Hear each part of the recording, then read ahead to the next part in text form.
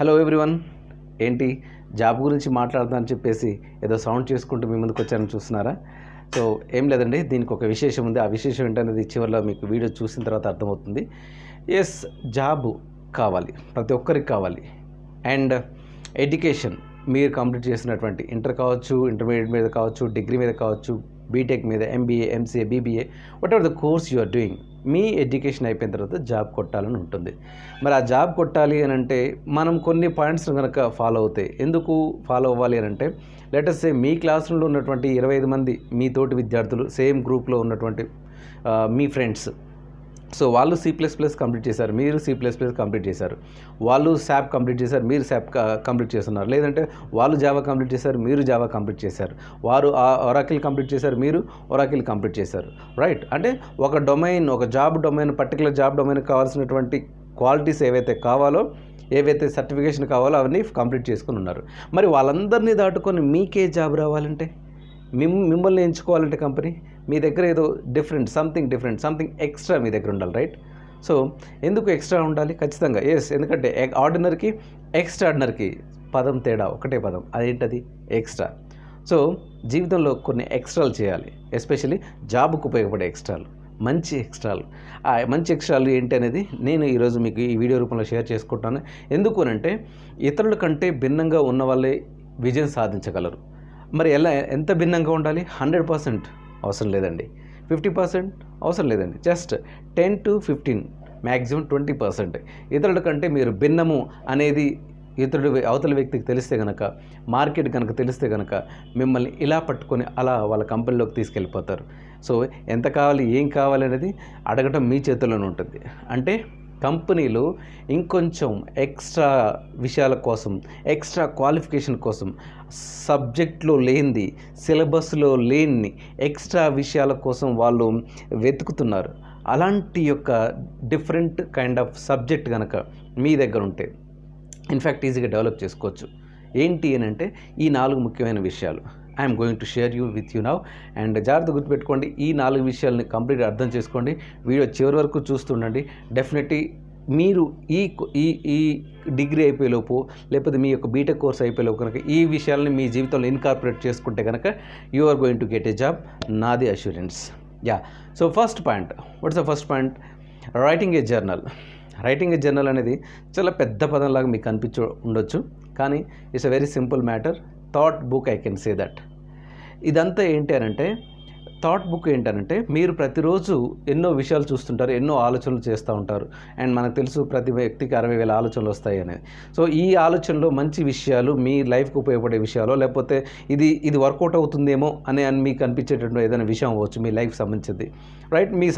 మీ చుట్టూ ఉన్నటువంటి సమాజానికి సంబంధించింది, లేకపోతే మీ ఫ్యామిలీ గురించింది కావచ్చు. అండ్ ఇన్ఫ్యాక్ట్ మీ చుట్టూ ఉన్నటువంటి మీ ఫ్రెండ్స్ గురించి కావచ్చు. ఏదైనా ఒక థాట్ మీకు కనుక వచ్చిందనుకోండి, ప్రతిరోజు ఒక 5 థాట్స్ రావచ్చు, 10 థాట్స్ రావచ్చు, ఒక మంచి వేరియేషన్ ఉన్నటువంటి థాట్స్ని ఆ థాట్ బుక్లో, అంటే జర్నల్లో రాస్తూ వెళ్ళండి. ఇలా చేస్తే ఇలా అవుతుంది, నేను ఇలా అనుకుంటున్నాను అని చెప్పేసి. ఇదంతా ఏమవుతుందంటే, మీరు ఒక certain period of course of time తర్వాత మీరు వెనక్కి తిరిగి చూసుకుంటే, ఎందుకంటే మనిషి యొక్క విజయం ఎక్కడ ఉంటుందంటే, గతకాలపు ఆలోచనల మీద, గతకాలపు థాట్స్ మీద ఖచ్చితంగా డిపెండ్ అయి ఉంటుంది. నాకు ఈ థాట్ 6 నెలల కిందనే వచ్చింది, నేను రాశాను, ఒక 2 నెలల కిందనే వచ్చింది, నేను రాశాను అని చెప్పేసి మీకు అది చూసినప్పుడు, ఓకే నేను ఇంత అద్భుతంగా ఆలోచించగలుగుతాను, ఆర్ ఓకే ఇంత ఇమ్మెచ్యూర్గా నేను ఆలోచించానప్పుడు, ఓకే అప్పటికిప్పటికి నాలో చాలా మార్పు వచ్చింది. అప్పటి ఆలోచనలు డిగ్రీ ఫస్ట్ ఇయర్లో ఉన్న ఆలోచనలకి, డిగ్రీ సెకండ్ ఇయర్లో ఉన్న ఆలోచనలకు చాలా వేరియేషన్ వచ్చింది. అంటే థర్డ్ ఇయర్ వరకు నేను చాలా చేంజ్ అవుతాయి నా ఆలోచనలు అనే ఒక ఐడియా కూడా మీకు వస్తుంది. రైట్? ఇలా డిగ్రీ కావచ్చు, బీటెక్ కావచ్చు. ఇప్పుడు ఏమవుతుందంటే, ప్రతిరోజు మీ ఆలోచనలు షేర్ చేసుకోవటం ద్వారా మిమ్మల్ని, మీ యొక్క ఆలోచన పరిధిని వైడెన్ చేసుకుంటున్నారు, విస్తరించుకుంటున్నారు. రైట్? ఇదేం చేస్తుందంటే, ఏదైనా ఒక విషయాన్ని క్షుణ్ణంగా పరిశీలించి దాని మీద అద్భుతంగా మాట్లాడి, అంటే ఆలోచన చేసి మాట్లాడగలిగే శక్తి మీకు వస్తుంది. సో ఇది మీకు డెఫినెట్గా ఇంటర్వ్యూలో యూజ్ అవుతుంది. అవుదండి? ఎందుకంటే అవతల వ్యక్తి మిమ్మల్ని ఇంటర్వ్యూలో, జాబ్లో ఒక కంపెనీ జాబ్ తీసుకోవాలంటే మిమ్మల్ని, మీ యొక్క ఆలోచన శక్తి ఎంత ఉంది అనేది కూడా మెజర్ చేస్తుంది. మరి ఆలోచన శక్తి డెవలప్ చేసుకోవాలి అంటే, ఎందుకంటే ఎందుకు ఈ జర్నల్ బుక్ రాయాలని అన్నానంటే, ఈ లోకంలో చాలా కష్టమైన విషయం ఆలోచించడం. అందుకే మనం ఈజీగా జడ్జ్ చేస్తూ ఉంటాం పీపుల్ని, రైట్? అలా కాకుండా నీకంటూ ఒక సొంత ఆలోచనలు డెవలప్ చేసుకొని ఆ ఆలోచనలు ఎప్పటికప్పుడు నువ్వు ఆ జర్నల్లో నోట్ చేసుకుంటూ వెళ్తే ఇట్స్ లైక్ డైరీ అండి. డైరీ అంటే ఏంటి? రోజు మార్నింగ్ నుంచి ఈవినింగ్ వరకు ఏం చేస్తామో అది డైరీలో రాస్తాం. కానీ జర్నల్లో ఏంటంటే లైఫ్కి సంబంధించినవి లేకపోతే నీకు కొత్తగా అనిపించే విషయాలని మాత్రమే నువ్వు నోట్ చేసుకుంటూ వెళ్తావు, రైట్? సో ఇది ఒక 3 years తర్వాత చూసుకుంటే ఏమవుతుందంటే ఫస్ట్ మంత్కి ఆర్ ఫస్ట్ ఇయర్లో ఫస్ట్ పేజ్ రాసిన దానికి 3 years తర్వాత నువ్వు రాసిన విధానాన్ని చూస్తే చాలా వేరియేషన్ కనిపిస్తుంది. ఓకే, నా థాట్ ప్రాసెస్ అప్పుడు అలా ఉండింది అనే ఒక ఆలోచన నీకు ఈజీగా తెలిసిపోతుంది. అండ్ నువ్వు చేంజ్ అవుతున్న విషయం కూడా నీకు తెలిసిపోతూ ఉంటుంది. ఎందుకంటే ఆలోచన చేస్తూ ఉంటే మనిషి యొక్క జ్ఞానం అద్భుతంగా పెరుగుతుంది. అండ్ అది మీకు ఖచ్చితంగా ఇంటర్వ్యూలో యూజ్ అవుతుంది, సబ్జెక్ట్ అర్థం చేసుకోవడంలో కూడా యూజ్ అవుతుంది. Next number 2. So first one journal అయితే. Number 2, starting your own YouTube channel. Sounds crazy, right? But there is nothing like crazy. ఎందుకు చెప్తున్నాను ఈ విషయం అంటే, మీరు బీటెక్ చేస్తుండొచ్చు. బీటెక్లో లెటర్స్ మీ యొక్క సిలబస్, బీటెక్లో మీరు చేసేటటువంటి సిలబస్లో చాలా విషయాలు ఉంటాయి. అండ్ మీ గ్రూపు సివిల్స్ అనుకోండి, లేకపోతే ఐటీ అనుకోండి, దాని రిలేటెడ్ వీడియోస్ మీరు చేయాలి. అంటే ఆ వీడియోస్ చేయాలి అని అంటే మీరు ఎంతో కొంత రీసెర్చ్ చేయక తప్పదు. అంటే మీ యొక్క సబ్జెక్ట్ పుస్తకాలని బాగా చదువుతూ, రైట్, ఒక చాప్టర్ని తీసుకోండి. ఆ చాప్టర్లో ఉన్నటువంటి విషయాల్ని అర్థం చేసుకోండి, బుల్లెట్స్ పాయింట్స్ తీసుకోండి.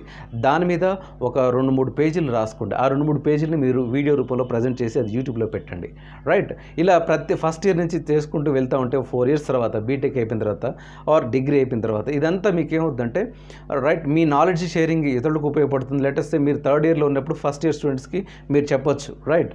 సో ఇట్లా నా యూట్యూబ్ ఛానల్ ఉంది, మీకు డౌట్స్ ఉంటే అందులో చూడండి అని చెప్పొచ్చు. అండ్ ఈవెన్ వాళ్ళకి ఇంకేమైనా డౌట్ ఉంటే కూడా మీరు హెల్ప్ చేయొచ్చు. సో దీనికంతా ఇదేంటంటే మీకు కెరీర్లకు కావాల్సినటువంటి, అంటే రేపు ఇంటర్వ్యూకి వెళ్ళినప్పుడు సబ్జెక్ట్ ఎక్స్పర్టైజ్ అవ్వడానికి కావాల్సినటువంటి మ్యాటర్ని ఇక్కడ మీరు ముందే సిద్ధం చేసుకుంటున్నారు. అండ్ యూట్యూబ్ ద్వారా మీకు కొంచెం ఎంతో కొంత గుర్తింపు వస్తుంది కదండి, రైట్? అరే ఈ పిల్లోడు ఇయర్ స్టార్టింగ్ నుంచే చాలా చక్కటి వీడియోస్ చేస్తున్నారు. అండ్ మీకు ఏమైనా ఆలోచనలు వచ్చినప్పుడు మీ లెక్చర్స్తో షేర్ చేసుకుంటారు, మీకు ఏమైనా డౌట్స్ ఉన్నప్పుడు లెక్చర్స్తో షేర్ చేసుకుంటారు. అండ్ ఆ పాయింట్స్ని కూడా తీసుకొచ్చి మీరు యూట్యూబ్లో షేర్ చేయడం ద్వారా ఎప్పటికప్పుడు మీరు రికార్డింగ్ చేసి ఉంచుతారు. అండ్ ఇది మీకు మీ యొక్క లైక్ మీ డిగ్రీ కాలేజ్లోనో లేకపోతే మీ బీటెక్ కాలేజ్లోనో మీకంటూ ఒక స్పెషల్ గుర్తింపును తీసుకొస్తుంది, రైట్? అండ్ ఆ సబ్జెక్ట్కి ఇన్ఫర్మేషన్ కావాలంటే, అరే మన పలానా వాడి ఛానల్లో ఈజీగా వెళ్తే నీకు అంత ఇన్ఫర్మేషన్ అంతా దొరుకుతుంది అని చెప్పేసి చాలామంది అనుకుంటారు. అండ్ మీకు లైక్ చేస్తారు, షేర్ చేస్తారు, అండ్ మీ ఛానల్ సబ్స్క్రైబ్ చేస్తారు. అలా మీకు వ్యూవర్స్ కూడా పెరుగుతారు. అండ్ ఇదే విషయాన్ని మీరు రేపు రెజ్యూమ్లో ఇందాక చెప్పినట్టు రెజ్యూమ్లో వాళ్ళు అన్ని చూసే విషయాల కంటే, అంటే అందరితో పాటు అన్ని విషయాలతో పాటుగా ఇంకేదో ఎక్స్ట్రాగా చూస్తున్నాయి. అంటే ఇందాక చెప్పినట్టు జావానో ఒరాకిల్లో కంప్లీట్ చేయడంతో పాటుగా if you have your own YouTube channel, right?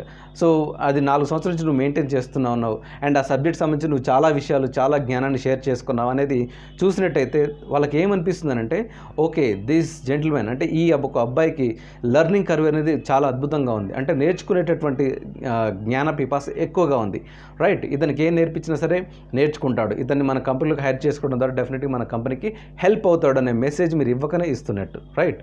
So and of course ఇంతమందికి మీరు రీచ్ అవడం ద్వారా, ఇంత కాలేజీలో మిమ్మల్ని అందరూ రికగ్నైజ్ చేయడం, మీ ఫ్రెండ్స్, మీ ఫ్యామిలీలో, రిలేషన్లో ఇంతమంది మిమ్మల్ని రికగ్నైజ్ చేయడం ద్వారా, మీ యూట్యూబ్ ఛానల్ ద్వారా రికగ్నైజ్ చేయడం ద్వారా డెఫినెట్గా అంతో ఎంతో కాన్ఫిడెన్స్ లెవెల్స్ పెరుగుతుంది కదండి. అంతో ఎంతో కదండి, ఎంతో పెరుగుతుంది, రైట్? నలుగురు మీ గురించి మాట్లాడినప్పుడు అది మీ యొక్క కాన్ఫిడెన్స్ని బూస్టప్ చేస్తుంది. ఇంకా మంచి విషయాలు నేర్చుకోవాలి, ఇంకా అద్భుతమైనటువంటి విషయాలు మీరు అందించాలని మీకు తెలియకుండానే దాంట్లో దిగిపోతారు. అంటే ఫస్ట్ వీడియోకి 15వ వీడియోకి చాలా వేరియేషన్ ఉంటుంది మీ యొక్క ఏంటి క్వాలిటీలో. ఇంకా సబ్జెక్ట్ డెప్త్గా అర్థం చేసుకొని ఇంకా మంచి మంచి వీడియోలు మీరు ప్రజెంట్ చేస్తారు. That is how you become rich in subject. So ఒకసారి మీరు సబ్జెక్ట్లో రిచ్ అయిన తర్వాత మీరు ఇంటర్వ్యూని క్రాక్ చేయడం it's a cake walk for you, I can say that. చాలా ఈజీ అనమాట మీకు. కాబట్టి starting your own YouTube channel definitely is going to help you, right? So writing journal, starting your own YouTube channel, and third one is writing FB articles, అంటే social మీడియాలో articles రాయటం. ఇందాక మీరు thought process book అని పెట్టుకున్నారు కదా, ఈ thoughts చేస్తూ ఉంటే మీకు కొన్ని థాట్స్ వస్తూ ఉంటాయి, ఇలా ఇది ఉంటే బాగుంటుంది, ఇలా ఉంటుంది.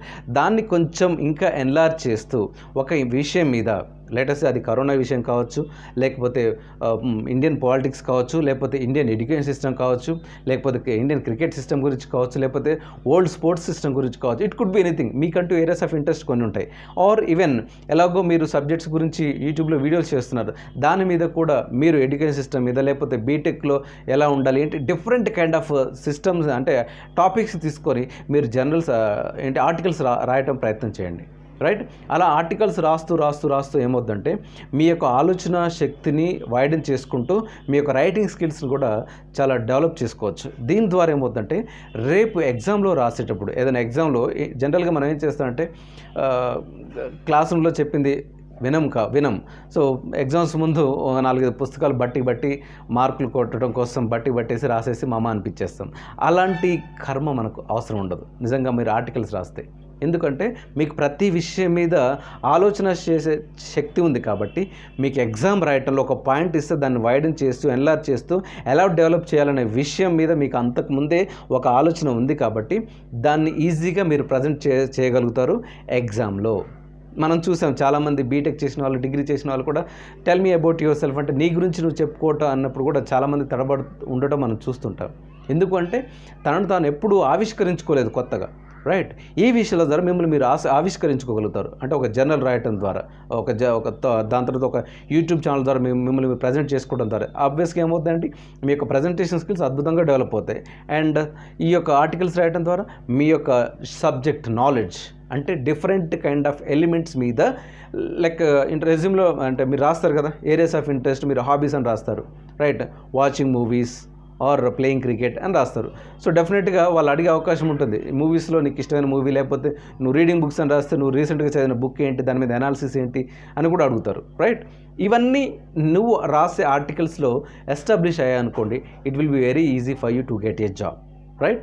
అండ్ దీంతో పాటుగా ఈ 3 ముఖ్యమైన విషయాలతో పాటుగా ఇంకొక పాయింట్ ఏంటంటే కాంట్రాస్ట్ లెర్నింగ్. అంటే మీ యొక్క సబ్జెక్టు సిలబస్కి సంబంధించింది కాకుండా ఇంకోటి ఏదైనా సరే మీకంటూ ఒక హ్యాబీ ఉంటుంది కదా, చిన్నప్పటి నుంచి మీకు ఒక ఇంట్రెస్ట్ ఉంటుంది కదా, లైక్ సింగింగ్ సాంగ్స్ కావచ్చు, లేకపోతే డ్రాయింగ్, పెన్సిల్ డ్రాయింగ్ కావచ్చు, లేకపోతే ఇంకేదైనా సైక్లింగ్ కావచ్చు, లేకపోతే ఇంకేదైనా కబడ్డీ కావచ్చు, క్రికెట్ కావచ్చు, మీకు ఏదైనా ఒక ఆసక్తి చిన్నప్పటి నుంచి ఆసక్తి ఉంటుంది కదా, దాని మీద ఇంకొంచెం ఎక్స్ట్రా ఫోకస్ కనుక మీరు పెడితే ఏమవుతుందంటే ఇక్కడ పెట్టినటువంటి ఈ ఫోకస్ మన యొక్క హాబీలో పెట్టినటువంటి ఫోకస్, ఈ యొక్క ఫోకస్ మిగిలిన మీ యొక్క కెరీర్ మీద పెట్టడానికి కూడా ఈజీగా అవుతుంది. లేటెస్ట్ మీరు చూస్తుంటారు స్పోర్ట్స్ పర్సన్స్ వాళ్ళు ఎక్కువ కాలేజీకి వెళ్ళటం, స్కూల్కి వెళ్ళటం మనం చూడటం, కానీ వాళ్ళకు అకాడమిక్స్లో 85% వస్తాయి. ఎందుకంటే వాళ్ళు స్పోర్ట్స్లో చాలా డెప్త్కి వెళ్ళిపోయి ఫోకస్డ్గా ఆడతారు కాబట్టి వాళ్ళకి మెడల్స్ వస్తూ ఉంటాయి. అండ్ వాళ్ళ కాలేజీకి వెళ్ళి రోజు క్లాసులు వినాల్సిన అవసరం లేదు. నోట్స్ చూసుకొని, సిలబస్ చూసుకొని ఒక 1 month కూర్చొని ప్రిపేర్ అయ్యారంటే ఈజీగా వెళ్ళి పాయింట్స్ చేసేసి అక్కడ ఎస్టాబ్లిష్ చేసి వస్తారు ఎగ్జామ్లో. సో వాళ్ళకి 80%, 90% వస్తాయి. మనం ఆశ్చర్యపోతాం, రోజు వెళ్ళిన నాకేమో అసలు మార్క్స్లో వాళ్ళకి ఎలా 85% స్కోర్ వస్తుందని. అంటే దాంట్లో ఉన్నటువంటి లాజిక్ ఏంటంటే ఇదే.